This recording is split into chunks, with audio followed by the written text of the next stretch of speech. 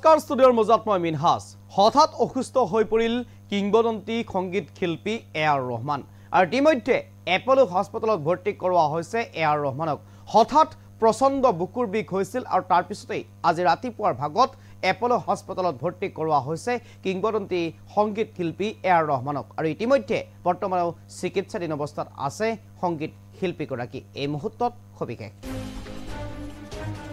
এই মুহূৰ্তত গবিকে কৰিবলৈ চেষ্টা কৰিছো হঠাৎ অসুস্থ হৈ পৰিল সংগীত শিল্পী এআৰ ৰহমান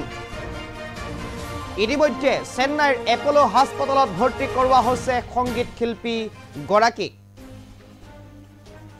আৰু হঠাৎ বুকুৰ বিষ অনুভৱ কৰিছিল শিল্পী গৰাকীয়ে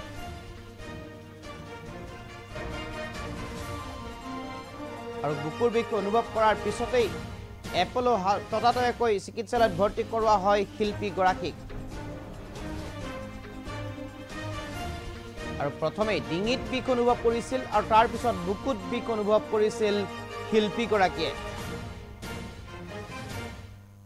আৰু বিষ বাঢ়ি অহা দেওবাৰে ৰাতিপুৱাৰ ভাগত চিকিৎসালয়ত ভৰ্তি কৰোৱা হয়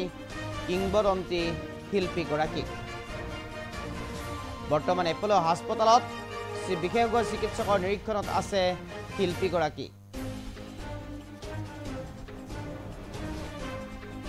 আজি দিনৰ ভাগতে হাস্পতালৰ পৰা ঘৰলৈ অহাৰ সম্ভাৱনা ব্যক্ত কৰিছে চিকিৎসালয়ৰ ফালৰ পৰা এই মুহূৰ্তত বিশেষ কৰিবৰ কাৰণে চেষ্টা কৰিছো হঠাতেই অসুস্থ হৈ পৰিছে কিংবদন্তি সংগীত শিল্পী এআৰ ৰহমান হঠাৎ অসুস্থ হৈ পৰিছিল এআৰ ৰহমান তাৰ পিছতেই চিকিৎসালয়ত ভৰ্তি কৰোৱা হৈছে এআৰ ৰহমানক প্ৰথমে ডিঙিত বিষ অনুভৱ কৰিছিল ডিঙিৰ পিছত বুকুত বিষ অনুভৱ কৰিছিল শিল্পী গৰাকীয়ে আৰু তাৰ পিছত হঠাতেই আজি ৰাতিপুৱাৰ ভাগত এপলো হাস্পতালত ভৰ্তি কৰোৱা হয় কিংবদন্তি